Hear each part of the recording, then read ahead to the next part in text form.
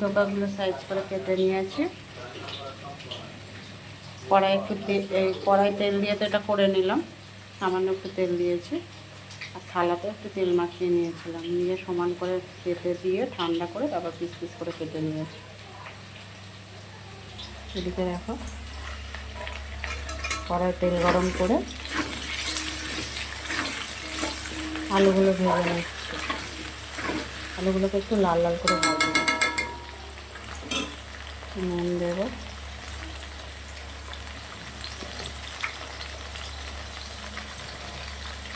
হলুদ দেবো।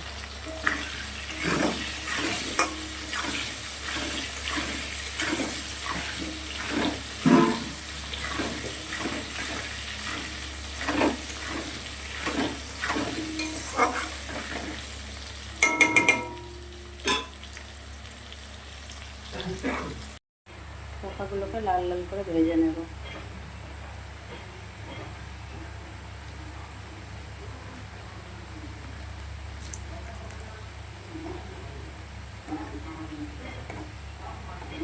একটা করে এরকম উল্টিয়ে দিয়ে ভেজে নিতে হবে।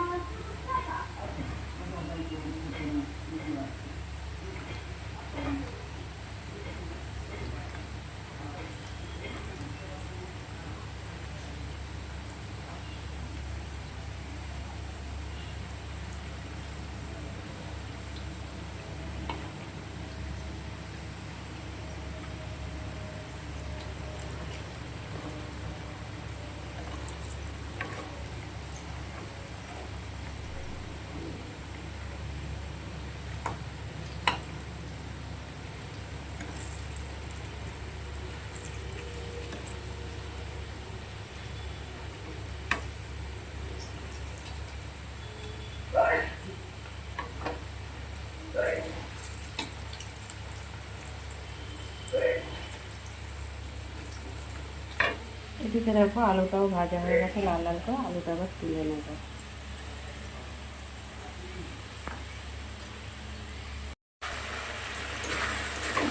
দেখো মানে গোটা গরম মশলা দিয়ে একটা টমেটো, আদা, জিরে বাটা দিয়ে স্বাদ মতন নুন দিয়ে দিয়েছি। কিছু সময় কষানো হয়ে গেছে মশলাটা, আলুগুলোকে দিয়ে দিচ্ছি।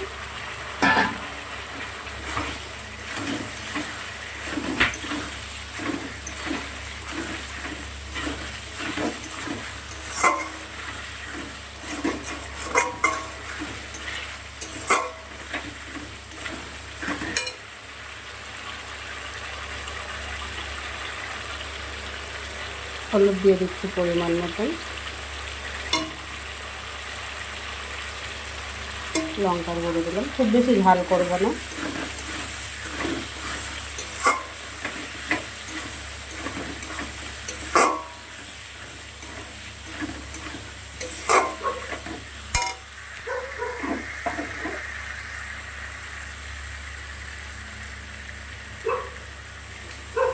সামান্য একটু জল দিয়ে দিলাম।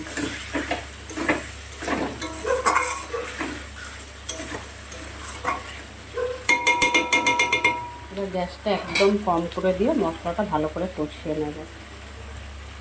দেখো মশলাটা কিন্তু খুব ভালো করে কষানো হয়ে গেছে, কষিয়ে নিয়েছি। আলুটাও সিদ্ধ হয়ে গেছে। জল দিয়ে দেবো পরিমাণ মতন।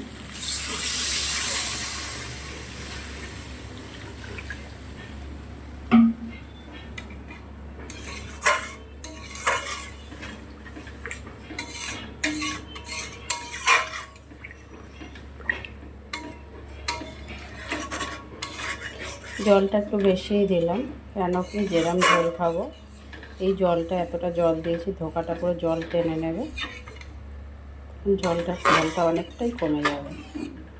একটু বেশি পরিমাণেই দিলাম। একটু ফুটে উঠুক, তারপরে ভেজে রাখা ধোকাগুলো দিয়ে দেবো। তো দেখো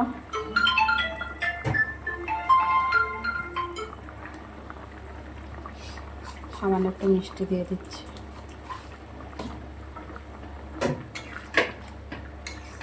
আমরা ভিডিওটা বেশি বড় করব না, এবার নামিয়ে নেব তরকারিটা, এখানেই শেষ করে দেবো। কে কোথা থেকে ভিডিও দেখছো, ভালো লাগলে লাইক কমেন্ট শেয়ার করে দিও।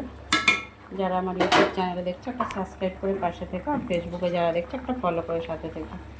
আবার পরে দেখা হবে ছোট্ট একটা কোনো ভিডিও নিয়ে তোমাদের মাঝে চলে আসবো। তত সময় সবাই ভালো থেকো, সুস্থ থেকো।